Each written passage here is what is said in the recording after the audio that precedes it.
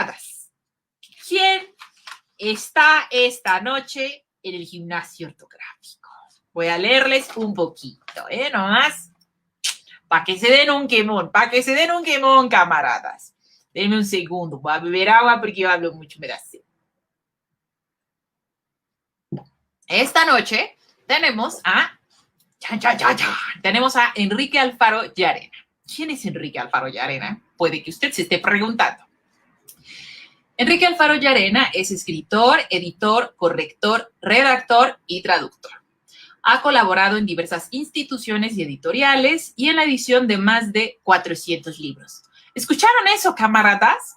Dije 400 libros.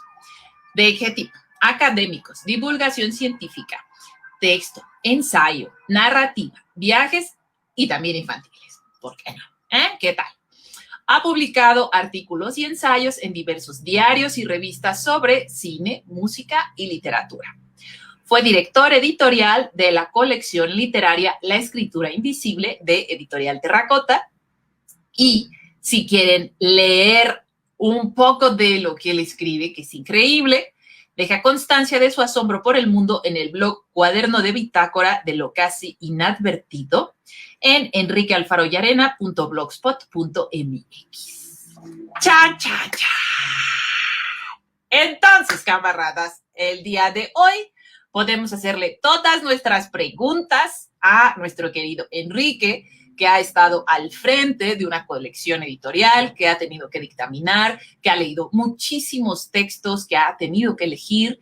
Y si tú has pensado en algún momento has soñado con publicar, bueno, hoy vamos a hacerle las preguntas pertinentes a nuestro querido editor, Enrique Alfaro Llarena. Hola, Guadalupe. Vamos a hacer fanfarrias. Y en este momento vamos a presentar a Enrique en la pantalla. ¡Chan, chan, chan! Ahí está con nosotros Enrique Alfaro Llarena, camaradas. Enrique, hasta me gusta pronunciarlo así. Pero bueno, aquí está Enrique con nosotros. A mí me da muchísimo gusto tenerlo en pantalla para que conozcamos, que nos responda a estas preguntas que nos inquietan tanto. Algo que no mencioné, que bueno, yo tuve la fortuna de que fuera el editor de mi primera novela. ¡Ay! Dictaminó mi texto, le dijo el sí y ándales, que se publica y que se agota. Además, camarada, se agotó y eso, por supuesto, tiene mucho que ver mi querido Enrique, a quien siempre le estaré muy agradecida. Muy agradecida. Enrique, ¿cómo estás? Hola, encantado, camarada, encantado, generala Kamikaze, encantada de estar aquí, querida Lourdes. Bueno. Encantado de estar contigo. Perfecto. Y tú y con la gente que nos escucha, por supuesto, estos, ¿cómo se les llama? Cibernautas, navegantes, camaradas, ok. Camaradas, de acuerdo. Perfecto. Bueno. Vamos a empezar con las preguntas que me hicieron llegar. Hola, Wendy, qué gusto tenerte por acá. Vamos a empezar con las preguntas que me llegaron, ¿no? Porque en el correo que envié, también publiqué esta pequeña semblanza que Enrique me hizo el favor de hacerme llegar. Pero también estaba esta inquietud de, oye, pero ¿en qué editoriales, en qué instituciones, en qué otros lugares ha trabajado Enrique? Para tener una perspectiva de todo este bagaje que tiene y de las miradas que conoce en términos editoriales e institucionales. Entonces, cuéntanos un poquito, por favor, Enrique, ¿en dónde has trabajado? Por favor. Bueno, Lourdes, a pesar de que México es un país muy grande y es el país con mayor número de hispanohablantes, nuestra editorial me parece es muy pequeña y el número de lectores es pequeño con respecto a la población y el nivel de educación, en fin. Pero bueno, ¿dónde he trabajado? Pues he trabajado en editoriales de cuyo nombre no quiero acordarme, como todo editor que tiene que ganarse y llevar dinero a su casa, pero he colaborado por fortuna para la UNAM en diversas instituciones. Fui jefe de redacción de una revista del CONACYT hace años, dirigí una revista Omnia de la coordinación de posgrado de la UNAM, He colaborado con el Fondo de Cultura Económica, he colaborado con áreas de la UNAM, he colaborado con Cyrils, he colaborado con Dijiste Terracota, por supuesto, donde dirigí una colección. Eso fue muy satisfactorio porque pude publicar y dar a la luz autores notables, mexicanos, inéditos, entre algunos otros, una tal Lourdes Meraz, por ejemplo, y entre otros, ¿no? Y en fin, la lista no vale la pena dar todos los nombres de editoriales, pero han sido diversas. Un editor es alguien que tiene que trabajar un poco donde hay trabajo, ¿no? Pero bueno, ha habido editoriales importantes, proyectos importantes. Una vez publiqué una antología importante de la historia del sindicalismo agrario y del agrarismo en México, que me pareció un documento histórico realmente importante. Fue un trabajo de años, árido, y que ahí está en el que era entonces el fideicomiso más pequeño del gobierno federal, hace muchos años, y que ahí está publicado, y que, bueno, hay una constancia de cómo se formaron las comunidades agrarias y cómo se formó un documento importante sobre el agrarismo en México. Ahí está. Un editor es alguien que desaparece detrás del autor, detrás del texto, y que cuando ve el libro uno sabe que ahí hay un enorme trabajo y que aunque del nombre o que nadie piense quién editó, quién coordinó, quién seleccionó, quién organizó aquello, a veces se hace, a veces no, hay una enorme satisfacción en el trabajo realizado. ¡Ay, qué fuerte, camaradas! ¡Qué fuerte esto que nos comenta Enrique! Oye, y en estos verbos que mencionaste, ¿cuál es propiamente la labor de un editor? Y desde tu experiencia de esta gran labor que realizas, ¿cuál es la parte más difícil? Le solemos llamar editor a dos personas o alguien que cumple dos funciones. A veces puede ser así como el que invierte, el empresario, que es el editor, el que paga la edición, digámoslo así, de una obra, o la persona que prepara el texto. Lo mismo pasa con un productor en términos cinematográficos o de televisión, pasa exactamente lo mismo. Hay alguien que decide que se haga algo y otro que lo realiza realmente, ¿no? Igual pasa con la edición de los libros y los textos. Eh, bueno, en cuanto a editor, la parte más difícil eh, puede ser sobre todo si eres autor, como yo también lo soy. Hay autores, editores, hay editores, autores y autores, editores, y hay autores que no editan y hay editores que no escriben. Es rechazar un texto y encontrar razones para rechazarlo. Uno duele porque uno sabe que ese autor pasó noches sin dormir, pasó semanas, días, meses, años pensando en el texto, pasó buscando un texto, y decirle que no a alguien que ha pasado mucho tiempo trabajando en un documento, en una novela, una colección de cuentos, un poema largo, una obra de teatro, rechazarla, encontrar realmente los verdaderos motivos para rechazarla, es muy duro. Eso depende de muchos elementos objetivos, perfectamente subjetivos y variables, pero ese momento me parece a mí francamente agrio. Y trabajar con autores difíciles que creen que su texto es la verdad de la verdad y que no se le puede mover una coma, eso suele generar problemas, sobre todo si el texto tiene problemas, por supuesto. Por problemas Oh, entiendo comas, puntuaciones, lagunas, etcétera. Y hay autores que no admiten, que no escuchan, y otros son muy receptivos. Eso es muy agradable cuando se puede colaborar con un autor y construir un texto sólido, literario, confiable, limpio, claro, etcétera. uy, fuertes declaraciones, camaradas. Muy bien. Enrique, ¿qué es lo mínimo que le pide un editor a un texto en la fila de posibles publicaciones? Así lo único que le puedes pedir a un texto. Que esté impecablemente bien escrito, querida Lourdes, que esté bien escrito. Y ¿sabes qué? Parece que es poco, pero es pedir mucho. O sea, que un texto esté bien escrito. O sea, incluso hay autores que presentan textos que yo me atrevería a decir que no releyeron antes de enviarlo, ¿no? O sea, hay muchos textos que dejan mucho, mucho, mucho que desear y que podrían mejorar si simplemente el autor los mirara una segunda o una tercera vez antes de enviarlos. Uf, oye, eso, camaradas, es más que este tema de que asumimos que sabemos, ¿no?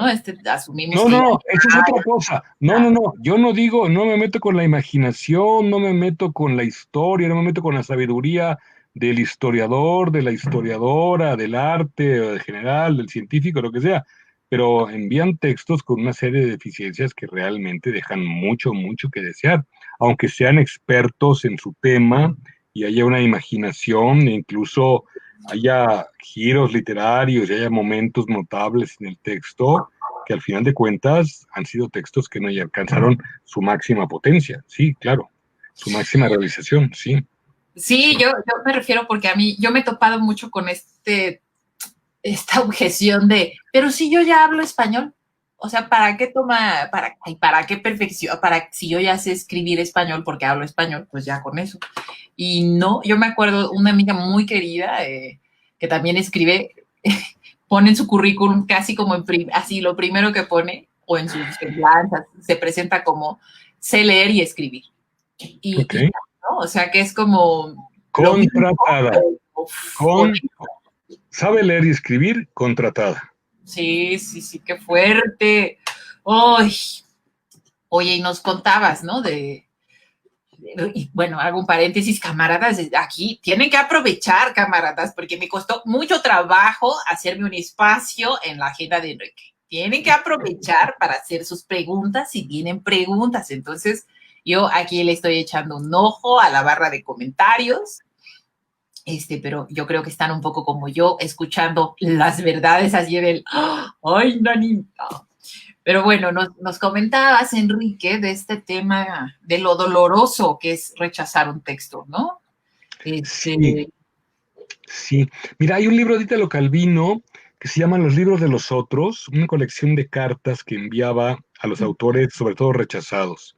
Ajá, Y es admirable que alguien como Italo Calvino, que crea una obra importante, una obra además vasta, muy, Calvino tiene 20 libros memorables que hay que leer, bueno, digo 20 libros, dejó una obra Calvino, y como editor, que con ello se ganaba la vida al principio sobre todo, escribía largas cartas a los autores y no se molestaba solamente en decirle, ¿sabe qué? Gracias, pero pues no, no se lo voy a publicar. Le decía los porqués y escribía unas cartas largas, a veces durísimas, crudísimas, contundentes, que sin duda en ese momento deben haberle caído muy mal a los autores. Yo creo que a la larga deben recibirlas como un favor, pero Calvino se tomaba la molestia de pensar y repensar las razones por las que no podría publicar ese texto y escribir largas, cartas largas, bien pensadas a esos autores, lo cual es admirable, porque bueno, la mayor parte de las editoriales mexicanas, si tú envías un documento, una carta, una novela, un texto, una editorial, lo más probable es que no te respondan, Lourdes. Lo más probable es que no te respondan. Y Calvino enviaba cartas diciendo no solamente no, gracias, sino te decía el por qué, y eran cartas de una, dos, tres, cuatro páginas, admirables. El libro está publicado. Y entonces te das cuenta que hay ahí un editor comprometido con la literatura y comprometido con su oficio y comprometido al mismo tiempo con la calidad de los autores que publicaba y en cierta forma, aunque parezca de un signo negativo, invitando a mejorar a los autores que no publicaba. Algo admirable, realmente admirable. Sí. uy, qué bueno. Ahí hay una lección de Italo Calvino, sin duda alguna que la hay. Ay, camaradas, los libros de los otros, de Ítalo Calvino, yo ya lo anoté aquí Bien. Tusquets, editores. Anótenle, No camaradas. es comercial, no es comercial, es referencia bibliográfica. No, claro, por supuesto, por supuesto. Sí, esto que decías, a lo más es que te escriban un correo para decirte, no, ya, pues ya no fue, ¿no? Si bien te va, Si bien te va, si bien te va, si, si bien te si va. bien te va. Uf, en, estoy viendo, camaradas, no le saquen, escriban su pregunta en lo que yo aquí voy haciendo esta otra. Ya un poco lo acabas de comentar, ¿no? Pero en una palabra o frase, ¿qué es lo que no se puede permitir alguien que aspira a ser publicado? ¿No? Siempre lo pienso en una palabra o frase porque queda, ¿no? O sea, queda más, lo tenemos más presente que, por supuesto, está todo esto que nos comentabas de la explicación de autores que no quieren que les toquen un pelo porque creen que ya está todo resuelto en términos de escritura y de la materia de la que tratan. Pero, ¿qué, en una frase o en una palabra, qué es lo que tú crees que no se puede permitir a alguien que aspire a ver su texto en librerías? Yo creo que el autor tiene todo el derecho de defender su texto. Uh-huh. Hay casos memorables como Thomas Mann cuando a los 24 años publica de Buddenbrook y lo manda al editor, le dice al editor, oye, tu libro tiene 800 páginas. Digo, francamente, esto podría decirse entre 600, ¿no? No hay un exceso ahí. Y Thomas Mann a los 24 años hay todo un alegato a favor de su texto y es tan sólido y consistente que el editor lo publicó íntegro. Y también Malcolm Lowry escribió El Bajo Volcán, que es una novela esencial sobre la literatura extranjera sobre México. Es una novela bellísima y terrible, dolorosísima y gozosa, Bajo el Volcán. Y también el editor le dijo, oiga, señor Lowry, pero a ver, vamos a ver, este capítulo y esta escena y esto y esto. Y Lowry se toma la molestia de escribirle una carta al editor tan larga, que es un libro entero, un libro pequeño, pero un libro entero, y que hoy en día, también publicado, y que hoy en día es la mejor manera de entrar o de explicar o de empezar a entender o descifrar la novela de Malcolm Lowry. Sin saberlo, Malcolm Lowry estaba defendiendo su obra, pero estaba dando una clave sobre lo que debería ser la lectura de su obra. Eh, y también consiguió que se publicara tal cual. Es decir, yo no quiero decir que un editor tenga el derecho de machacar un texto o acortarlo porque sí, por criterios editoriales o mercantiles, porque un libro con más páginas cuesta más dinero, el insumo más caro en la industria editorial es el papel. Lo más caro de todo es el papel. Entonces, entre más páginas, más papel consume y por lo tanto el libro tendrá que ser más caro y por lo tanto eso repercute en el precio y por lo tanto eso lo vuelve un libro, un objeto de consumo más encarecido, etcétera. Uh-huh. Perdón, es que en la industria es así, Lourdes, ya no hablamos de literatura, estamos hablando del costo de papel, ¿no? Claro. Eh, y eh, no quiero decir que siempre el editor tenga razón, pero hay autores que creen que han llegado a una obra acabada y la verdad es que presentan obras muy deficientes que todavía pueden ser sujetas de una revisión y corrección y de mejora obvia, por ejemplo, ¿no? Y esa es la parte del trabajo del editor. El editor es un intermediario entre el autor y el lector. Es una persona, un hombre, una mujer que prepara el texto y que le busca que el texto tenga sus mejores luces, que quede lo más brillante, que quede lo más lúcido, que alcance su máxima potencia, su belleza y su realidad, eliminando lo que sobre y dando realce a lo que tenga que resaltarse, con oraciones limpias, como dicen en los talleres creativos en Estados Unidos, talleres de escritura creativa, que cada oración sea limpia como un hueso. Se refiere como un hueso limpio, como un hueso, como lo puede dejar un perro después de tenerlo una semana, o sea, un hueso perfectamente limpio, nítido. Eh, y la verdad es que esa idea en México no creo que la cultivemos. la idea de las oraciones perfectas. Eso es algo muy desarrollado en los Estados Unidos y en México pensamos, no, pues ya está dicho y ahí se va, y sin embargo esa oración puede ser perfectible desde una perspectiva sintáctica, desde el orden, los elementos de la sintaxis, desde el léxico, hasta la forma o la manera de decirlo, ¿no? Es decir, tenemos una cultura muy poco desarrollada o no hemos desarrollado como autores la idea de dejar oraciones perfectas. Ese concepto todavía no hace mella en nuestra cultura literaria, en nuestros autores, en nuestros escritores. Todavía tenemos el acento en la imaginación o en la creatividad o en el contar algo, pero sin embargo, sin desdeñar la imaginación, la inteligencia, la denuncia, la riqueza, la lectura política, la lectura política, social, económica, amorosa, filosófica, que podamos hacer de un texto, eh, el escribir oraciones redondas, limpias, perfectas, ese es para mí lo más importante del trabajo de un editor y lo más importante donde se ve el acento en la literatura, y no solamente en la literatura, también en textos académicos y de otra naturaleza. Camaradas impecables, ¿eh? Hay que ser impecables, impecables. ¡Oh, Sí, qué fuerte, Enrique! Muchas gracias. por lo menos hay que aspirar a ello, querida Lourdes. Claro, trabajar para eso, ¿cómo no? Ya están llegando aquí unas preguntas. A ver, voy con esta que está un poco más sencillita, según yo.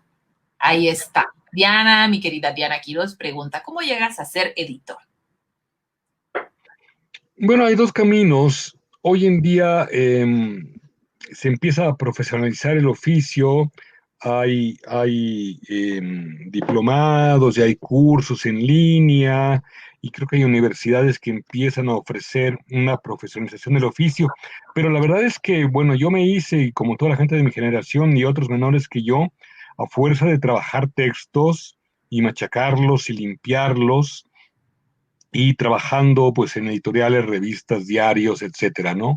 Aprendiendo el oficio de pulir y de limpiar un texto al servicio del autor de una manera anónima, con mucha frecuencia anónima, desinteresada. A veces el editor pone hallazgos o aciertos o sugiere adjetivos o elimina oraciones o modifica otras que dan realce a un texto, sugiere títulos, etcétera, con oficio. ¿Cómo hay que ser editor? Tienes que ser un lector. Antes hay que ser un gran lector. Hay que ser un gran lector y sin soberbia ponerte al servicio de la literatura o del texto o de la ciencia o del ensayo, pensando que vas a procurar que sea mejor, dejar el texto mejor de cómo llegó a tus manos, conociendo o no al autor. En esto se parece un poco al médico, se parece es decir, hay que aliviar lo que el texto tiene un problema como el médico. Al médico no le importa quién eres, qué opinas, de dónde vienes, a dónde vas. Hay que limpiar el texto, hay que dejarlo lo mejor posible para que encuentre su camino y encuentre al lector de una manera nítida, clara, que comunique, que pueda conectar con el autor y decir el texto, que diga lo que tiene que decir, ¿no? Lo mismo un texto científico que un ensayo, que en la poesía es más difícil, pero bueno, por lo menos en la novela y en el cuento sí puede ser muy evidente el caso o la intervención de un editor con un escritor. Hay casos célebres, hay casos célebres de binomios editor, escritor, para bien y para mal. ¡Ay, gracias, querido Enrique! A ver, ya están llegando ahora sí las preguntas. Pienso en Gordon Lish y Raymond Carver. O sea, Raymond Carver probablemente no sería Raymond Carver, el gran cuentista estadounidense, sin Gordon Lish. Busquen en internet, deben encontrar información, se van a dar cuenta que es un binomio, son una pareja. Son una pareja en el sentido de que uno sin el otro no era y el otro sin el uno no caminaba, ¿no?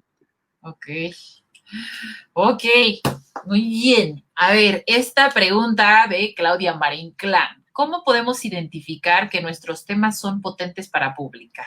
No hay temas buenos o malos para publicar. Hay buenos y malos textos. ¡Oh! ¡Ay, camaradas! ¡Qué fuerte! ¿Qué? Miren, hasta me despeiné. No hay temas, no hay temas. Seguimos, podemos escribir sobre Gilgamesh, podemos escribir sobre la Odisea, podemos escribir sobre el Génesis, podemos escribir sobre textos que tienen 2000, 2500, 1700, 3000 años y siguen siendo vigentes. Seguimos siendo los mismos de siempre, frágiles, sensibles, emocionales, trabajadores, soñamos, anhelamos, deseamos.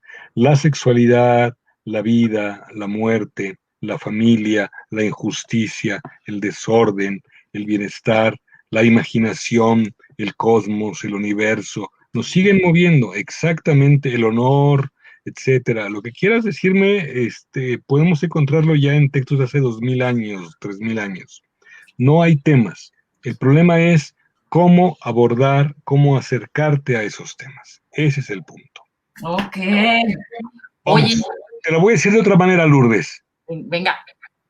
Todavía podemos escribir otra historia de amor.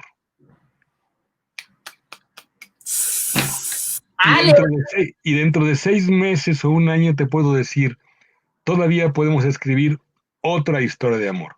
Claro. Y hemos escrito historias de amor, la humanidad, desde el principio, desde hace 3000 años, ¿no? Claro. Fíjate que estuve reseñando el libro de La seducción de las palabras de Alex Crigelmo. Uh-huh. Y justo mencionaba, ¿no? Las palabras antiguas, que son las más potentes, pues son justo, una de ellas es la palabra amor, ¿no? Que además se conserva casi como en su origen fue escrita, ¿no? En su forma y fondo. Entonces, ok, bueno, mira, una pregunta, que hay 2 preguntas muy duras, ¿no? A ver, voy a empezar con Laura Monzón, que pregunta, ¿qué futuro real tienen cuentos o novelas de ciencia ficción, terror, misterio, etcétera, en México? Bueno, si por futuro entiende un sentido comercial, pues depende de su calidad y de cómo conecte con cierto público y la editorial. Pero hay quien dice que la ciencia ficción está agotada, ¿eh? Hay quien cree que la ciencia ficción no acabó por entender la Internet, el covirus y el coronavirus y la COVID-19 y otros elementos nos dicen que no imaginamos que una pandemia hubiera en el siglo, a principios del siglo XXI, etcétera. Terror, misterio, yo creo en México en particular, pues no sé, no, la verdad es que la respuesta no sé por qué en México. Yo creo que la literatura es mundial y universal, o sea, una historia argentina circula en México y una historia mexicana se difunde en Estados Unidos. Hay una película de este hombre, de Guillermo del Toro, que es una película que ganó el Oscar incluso, ¿no? Imaginada por él. O sea, en México, pues en México se pensó una historia que llegó a Nobel. ¿Cómo se llama esta película del Toro, la última, la del... sí, esa. La forma del agua. Y ahora tiene la forma del agua. Y ahora hay un nuevo libro del Toro, con lo cual nos quiere decir que hay autores mexicanos que pueden escribir ciencia ficción, terror, misterio. Hay todo un movimiento, hay un grupo de autores. En Puebla hay particularmente un grupo de autores muy entusiastas que escriben sobre ciencia ficción y hay revistas mexicanas marginales, que hay que buscar literarias, sobre terror y misterio. Yo creo que seguirá siendo marginal, pero eso le ofrece una enorme una potencia, una enorme posibilidad de convertirse en una literatura de calidad, que no tenga que estar contaminada por el mercado, por un editor, que también los hay, que quieren, no, este libro necesita una escena de sexo, aquí no hay sexo, aquí necesitamos algo de gastronomía porque está de moda, aquí necesitamos que la protagonista sea mujer, en esta novela ninguno hay un negro, eso nos decía hace poco una autora norteamericana, o un hispano, ¿no? Lo decía ahora te digo cómo se llama el escritor estadounidense, que decía, mi editor me pide que en mi novela tenga que poner un negro en un papel importante y a un latino, un hispano, ¿no? Porque si no, nos van a acusar de racistas, etcétera.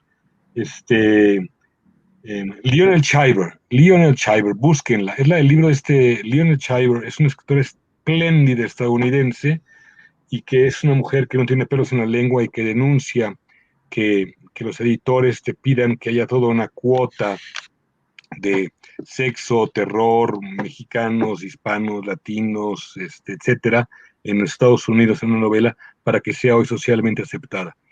Me encanta que la literatura de ciencia ficción, terror o misterio, salvo grandes éxitos, o sea, sea marginal.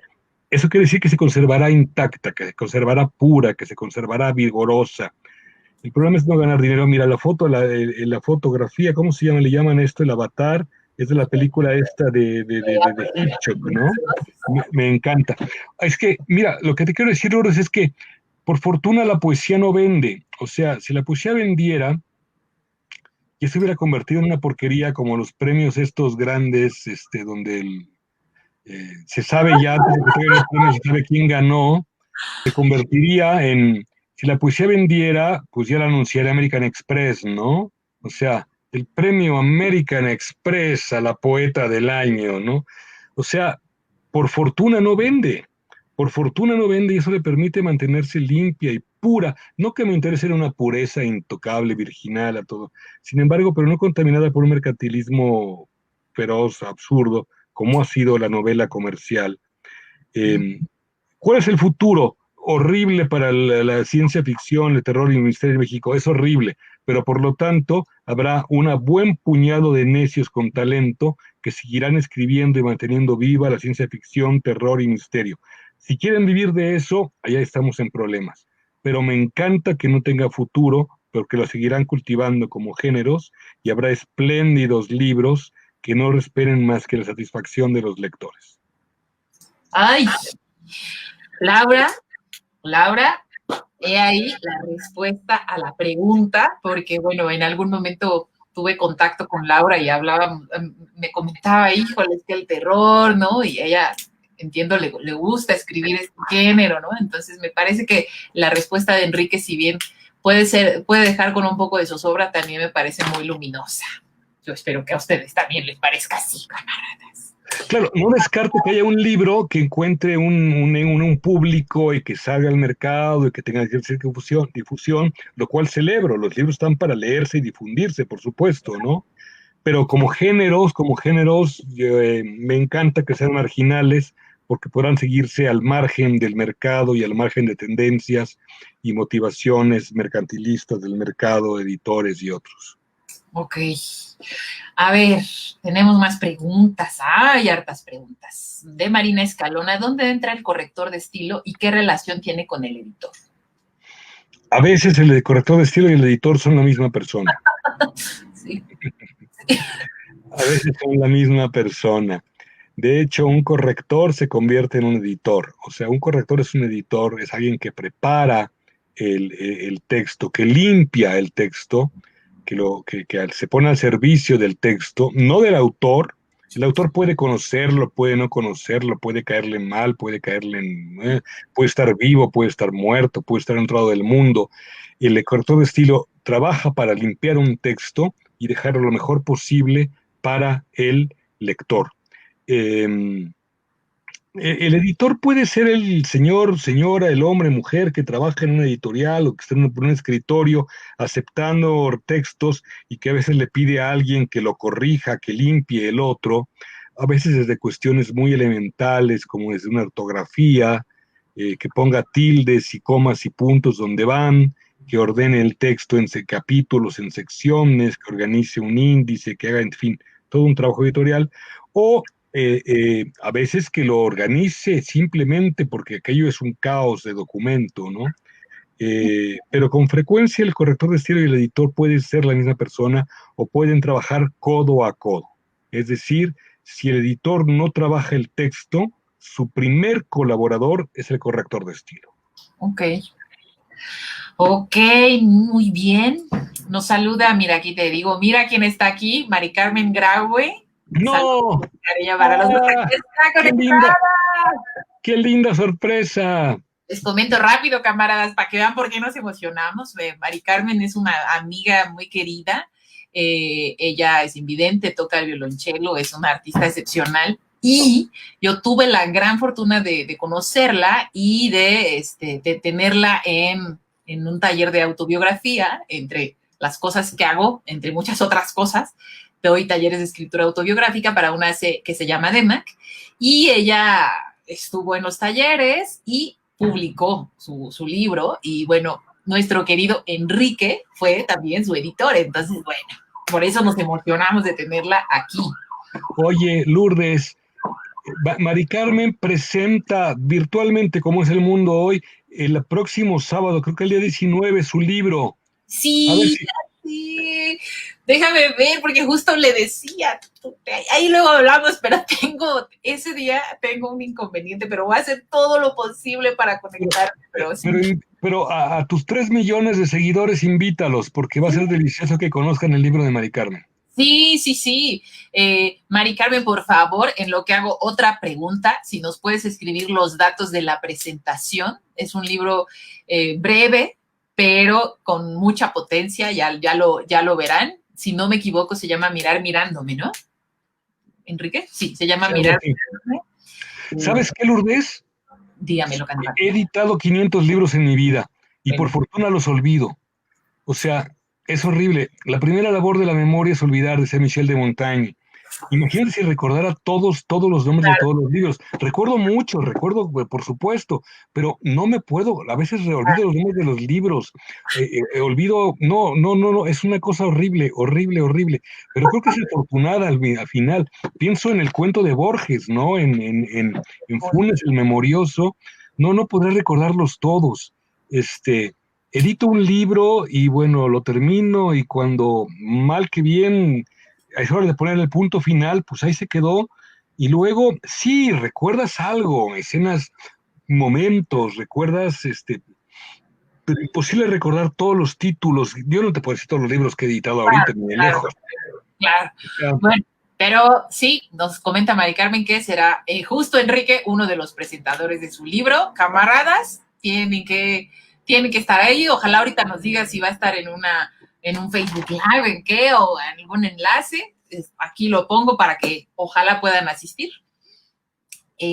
Pues miren, ya, es el próximo sábado 19 a las 7:30 de la noche, dentro del marco del Festival Oxímoron.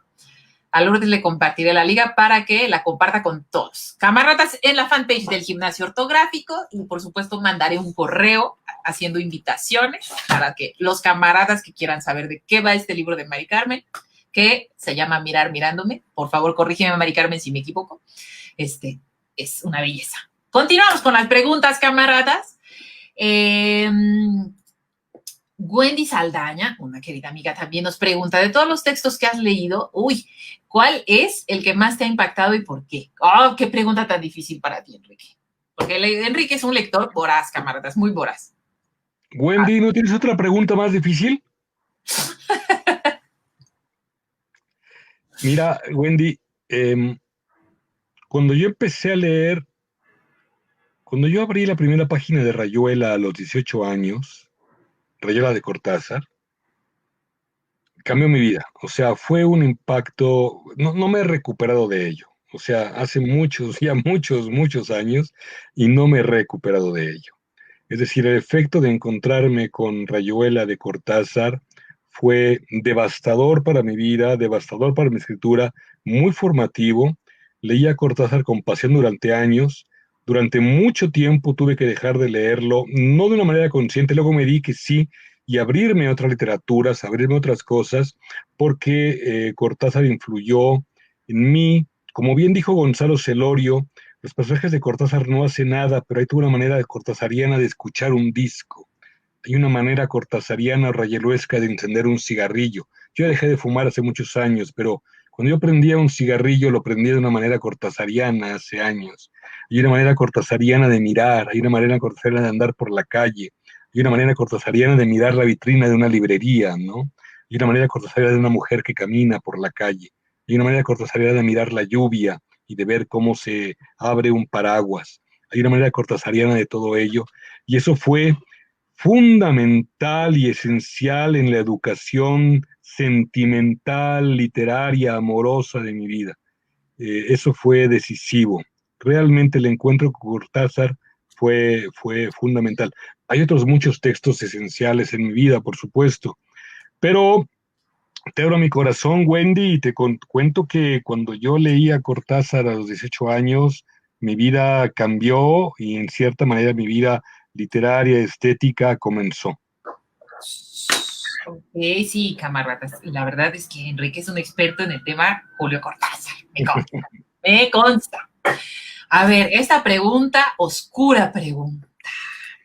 Claudia Marinclán pregunta, ¿no? Muchas gracias por traer material tan potente y útil para nosotros. Bueno, y además para traer a un personajazo como Enrique, y más que el material, Enrique es una lumbrera. Me gustaría preguntar, ¿cuál ha sido el panorama editorial durante la pandemia? Claudia, es devastador, es lamentable. Hay librerías de viejo que han cerrado en la colonia Roma. Estuve en unas librerías de Miguel Ángel de Quevedo, cierran a las 5, a las 7 de la tarde, están vacías, no venden. Además, la pandemia se suma a una política editorial del gobierno federal donde el Fondo de Cultura Económica está prácticamente en quiebra. eh, Puede publicar la tercera o la cuarta parte de lo que había programado. Las librerías de Ducal están a punto de cerrar o de ver eh, qué pasa con ellas. Las editoriales llamadas independientes, como ya no hay coediciones con el Estado, que era de una u otra forma, coeditar con el Estado era una forma de salida de muchas editoriales llamadas independientes, marginales, pequeñitas, que buscaban publicar literatura de gran calidad, lejos del mercado, del gran mercado que dominan las dos grandes grupos editoriales que dominan la lengua, el mercado en la lengua española o en México. eh, es devastador, es devastador. O sea, imagínate que la pandemia no solamente mata gente y mata los pulmones, sino que mata a la industria editorial. Es devastador. Hay editoriales que no publican durante el año, hay editoriales que han cerrado, hay editoriales al margen, hay editoriales que están esperando a ver en qué momento consiguen otra manera. Los canales de distribución se cierran, hay librerías al borde de la quiebra. La gente, aunque hay más tiempo para el ocio, compra menos libros. Vivimos un momento muy, muy duro, realmente muy duro. La pandemia ha golpeado la salud y otros sectores, toda la economía entera, pero creo que la cultura, a final de cuentas, algún día nos daremos cuenta que ha sido de los sectores más golpeados. La FIL, la Feria Internacional del Libro de Guadalajara, que es la primera feria de la lengua española y la segunda o tercera en importancia en el mundo, hay gente que está celebrando que hubo 20 y tantos millones de espectadores a través de Internet, lo cual ya cambió la FIL, es decir, la FIL ya estará obligada a que cada presentación de libro, cada acto que hagan, cada programa, lo hagan en presencial en el futuro y también en línea, y eso va a ser delicioso, es decir, multiplicar posibilidades. El que haya habido 20 y tantos millones de personas que siguieran presentaciones de libros, entrevistas, diálogos, charlas entre escritores, entre editores, siguiendo la ceremonia de premiación, la ceremonia de inauguración. Me refiero de premiación del que entrega el premio Phil, ahora la autora Jorge, esta portuguesa premiada. En fin, eso nos habla de que hay una legión de lectores. Los lectores somos más de lo que creemos que somos. Somos legiones, somos muchos. Y cada día seremos más. Entre otros, gracias a ti, Lourdes. Pero la industria del libro, al final de cuentas, es una industria porque hay que producirlo, que tiene un costo, hay que distribuirlo, llevarlo a librerías. Para la editorial es y ha sido muy, muy, muy duro. Vivimos un momento duro para la industria editorial. A mí todavía me cuesta mucho, tengo ya muchas canas, me cuesta mucho leer en línea, para mí leer un libro es leerlo en papel, poder olerlo, abrirlo, cerrarlo, tener el buró, subrayarlo, etcétera. Me cuesta mucho leer en otros formatos. Pero bueno, aunque es una realidad ya que pueden permitir el desarrollo y la distribución del texto, si una historia son las condiciones sociales de producción, cómo se produce un texto, y otras son cómo se genera el texto, cómo se produce y cómo circula. Las condiciones sociales de circulación de los textos, de los libros, sin duda están cambiando. Eh, no creo que el libro de papel desaparezca, por fortuna, pero vivimos momentos muy duros. Sin embargo, cada vez veo que hay más necios y necias, y sobre todo creo que necias. Creo que hay más mujeres animando editoriales, buscando editorial, publicar, aunque sea de una manera muy marginal, con tirajes pequeños, con muchos problemas de distribución. La distribución es un gran problema en México. Es muy injusta la distribución del ingreso de la distribución en México y es muy complicada. Pero bueno, cada vez veo que hay más editores y sobre todo mujeres empeñadas, empeñados en circular libros, en hacer libros. Y además lo que hacen evidentemente son libros de calidad. Son libros donde el margen de utilidad puede ser mínimo, con frecuencia de pérdida o de un quedar a mano después de mucho tiempo, de muchos meses, y que sin embargo eso no los limita y no las limita. Hay editoriales dirigidas por mujeres varias que ahí están luchando por sacar adelante los libros y que van. Y a mí esa terquedad, perdónenme la palabra, me encanta. Así que no hay razones para ser optimistas, Claudia, pero hay una resistencia y estoy seguro de que saldremos adelante. Ay, gracias, Enrique, gracias. Y aquí, mira, también Wendy te agradece. Gracias, Enrique. Ya sé cuál será el siguiente libro que leeré. No tengo idea cuál es, pero bueno. Ok, pues camaradas, aquí mira también saludos desde Colombia, Wow. que estamos ahí, nos están viendo desde Colombia. RM Mario, saludos. Saludos. Fernando Vallejo, ahí dice Fernando Vallejo, memoria de un hijo puta. Bueno. Sí, yo estaba viendo, no, dice RM Mario, pero sí no había visto es que aquí estoy como en circo de 5 pistas, camaradas. Muy bien. Bueno, pues vamos, si no hay más preguntas, camaradas, vamos cerrando esta entrevista que yo he disfrutado muchísimo. Espero que ustedes también, como pueden ver, hay mucho de qué conversar con Enrique. Yo espero que me haga otro espacio en su agenda en algún otro momento para seguir platicando con él.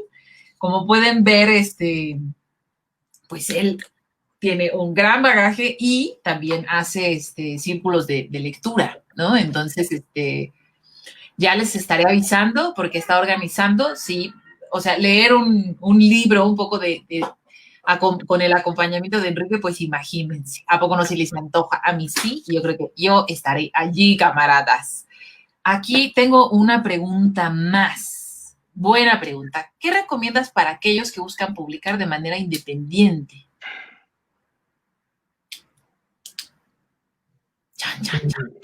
Laura, si buscas en internet vas a encontrar un buen número de editoriales independientes. Pienso que estás en México. ¿Sabes qué? En Guadalajara hay muchas. Busca la página que hay literatura, editoriales independientes de Guadalajara y vas a encontrar 15. O sea, hay un auge hoy en Guadalajara de editoriales independientes. Eh, lo que vas a encontrar con una literatura independiente es tirajes muy cortos y un grave problema de circulación. Pero si literatura es de calidad, poco a poco empezará a abrirse su camino y encontrar poco a poco sus lectores. Existe la autoedición y existe el mundo en Internet. Y no tengo mucho que decirte al respecto, que no lo he explorado en sus condiciones, en su alcance, en sus ventajas y desventajas, pero yo creo que es una opción. O sea, yo creo que es una opción. Abrir un blog simplemente y publicar ahí literatura de calidad, tarde o temprano va a encontrar lectores. Digámoslo así, la literatura de calidad, la literatura verdadera, profunda, la literatura honesta, la que tiene algo que decir, va a encontrar lectores y va a circular de boca en boca, de boca en oreja, de oreja en boca, y va a encontrar el número de lectores limitado que necesite. No creo que la autoedición, que encuentre miles y miles de lectores, pero sí los lectores necesarios para que esa llama de la publicación siga viva. En español, en México, es muy difícil vivir de la escritura, muy, muy, muy difícil. Busquen resolver su problema de cada día, la vida de los gastos de cada día, vivir de otra cosa y dedicar a la literatura el tiempo, las mejores horas del día si pueden, pero que dediquen a la literatura lo que puedan y que la literatura les dará poco a poco. Pero son muy pocos, realmente muy pocos los autores que pueden decir que pueden vivir de escritura en español. No hay un gran mercado, hay problemas de circulación, hay problemas de contratos verdaderamente terribles por parte de editores, hay condiciones, digamos que todo está en contra del autor. En otros países, en otras culturas, las condiciones son más favorables, pero si dejamos al margen el pensar vivir de la escritura, nuestra escritura puede entregarse a sus más altos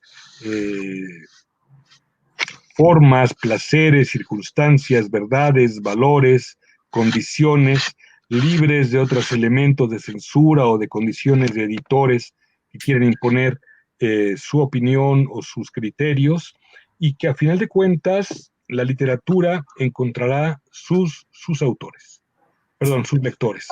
Desde publicar en un blog, si hay calidad, ganará lectores. Y la autoedición existe, no te puedo recomendar nada porque no lo conozco, pero hay muchas opciones de autoedición y sin embargo, busca en internet, yo te puedo decir que por lo pronto que en Guadalajara, en México, hay 15 editoriales marginales, por llamarlas así, independientes, una independiente siempre una marginal, hay que decirlo claramente, donde podrían interesarse por tu escritura. Mucho éxito, Laura. Ay, Enrique, gracias por tus respuestas. Bueno, como vieron, que aquí nos dio mucho gusto ver a Mari Carmen, bueno, lo que hizo Enrique fue asesorarla, ¿no? Ayudarle a darle cuerpo a su texto. Y si ustedes quieren contactar a Enrique para que les ayude también con sus textos, miren, aquí en este instante voy a poner, si está bien el correo, Enrique. Alfaro Yarena. Correctísimo. Perfecto. Entonces, bueno, él como buen lector, como buen editor, como además es un lector muy, muy generoso, muy constructivo. Me consta, camaradas, me consta. Entonces, no dudo en que pueda asesorarlos de una manera muy profesional. Entonces, bueno, aquí ese es el correo donde pueden contactarlo si quieren contactarlo, camaradas. Pues bueno, para mí ha sido un gustazo esta plática con mi querido Enrique. Como saben, los viernes andamos haciendo el Facebook Live. Ahora le tocó a Enrique. Ya veremos qué tendremos para la siguiente sesión. Por lo pronto, les dejo aquí en los comentarios un enlace porque voy a tener una clase gratuita especial el próximo jueves. Por si se quieren inscribir, vayan apartando su lugar, camaradas. Entonces ahí está el enlace en los comentarios. Y bueno, si quieren, si se lo perdieron y demás, si se perdieron esta entrevista, si están llegando después, quieren verla desde el principio, que hubo información súper interesante. Esta entrevista queda grabada aquí en la fanpage del Gimnasio Ortográfico y también en el canal de YouTube, en mi canal de YouTube, Taquito de Lengua. Entonces, bueno, como por lo pronto hemos acabado con las preguntas, querido Enrique, también coméntanos, por favor, ¿qué haces corrección de estilo? ¿Qué otros servicios ofreces? Voy a poner nuevamente el correo para si alguien quiere contactarte. Cuéntanos un poquito. Bueno, sí, hago corrección de estilo, edito, a veces es casi lo mismo, pero hago corrección de estilo, edito, eh, hago talleres de lectura, como dijiste, sobre todo de libros no recientes, libros que tengan por lo menos 50 años, me gusta decirlo. Es decir, el último libro que está en la mesa de novedades de una librería, alguien lo lee y lo lee en un fin de semana, se tira en el jardín, se tira en un parque, si tiene posibilidades se va a la playa y lo lee. Para eso no hace falta una lectura colectiva, pero para leer libros más interesantes, más complicados, que tienen un fondo, que merecen una discusión y sobre todo que tienen ya unos años donde han demostrado ser casi un clásico, pero que no es tan fácil que tomemos de la mesa de las librerías o de los libreros de la casa, el taller de lectura permite leer una lectura colectiva. El primer acto de la lectura es solitario y aislado, cada quien lee en casa. Pero luego llegar a la sesión y compartir la experiencia de haber leído y encontrar que otros se emocionaron con lo mismo que tú leíste es muy gratificante. O confrontar tu punto de vista con el otro que leyó exactamente lo contrario de lo que tú leíste. Si no es gratificante, por lo menos es sorprendente y te dice, bueno, hay otras maneras de entender esto, ¿no? Y también en el fondo es gratificante porque permite enriquecer la lectura, ¿no? Que esa es la función del taller, un punto de encuentro y un punto de, no de confrontación, sino de conversación de diversas opiniones sobre los textos. Y entre más lejanos sean de nuestro momento, por un lado más claros y por el otro lado más polémicos pueden ser, ¿no? ¡Oh, camaradas! Hay que entrarle a estos círculos de lectura con Enrique, hay que entrar, hay que entrar. Entonces, bueno, ya yo les estaré informando, por supuesto, porque me encargaré de informarles aquí en el canal. Bueno, pues vamos a cerrar. Yo te agradezco muchísimo, Enrique, toda esta lumbrera que viniste a darnos en medio de la oscuridad. Y bueno, por supuesto, pues gracias por tu tiempo, por tu amistad. Eres una embustera, querida Lourdes. Una mujer encantadora, pero embustera. Es el gato, es el gato. Ah, es el gato, no soy yo, es el gato. Es su carisma, es su carisma. Entonces, bueno, pues mil gracias, Enrique. Yo espero dejar la puerta abierta, que te hayas sentido cómodo en la entrevista para venir en otra ocasión. Camaradas, si quieren que hablemos de otro tema con Enrique. Igual estaría bueno hacer otro Facebook Live cuando abras un taller de lectura para promoverlo, para que nos digas de qué va, para ver qué lecturas se van a abordar. Estaría buenísimo. Entonces, en su momento, yo ya aquí amarré a Enrique de que nos haga otro Facebook Live, nos acompañe para que nos comparta todo esto. Encantado, querida Lourdes, querida camarada, encantado de estar contigo y con tus amigos, con tu público el día que quieras. Yo vuelvo y te platico de mis actividades. Me ha encantado estar contigo y con tu gente. Muchas gracias. Gracias a ti y bueno, camaradas, eso es todo. No olviden que tenemos una clase especial gratuita y que se pueden registrar. Ahí está el enlace y bueno, nos vemos muy pronto. Yo los quiero mucho, camaradas. Nos despedimos y chau.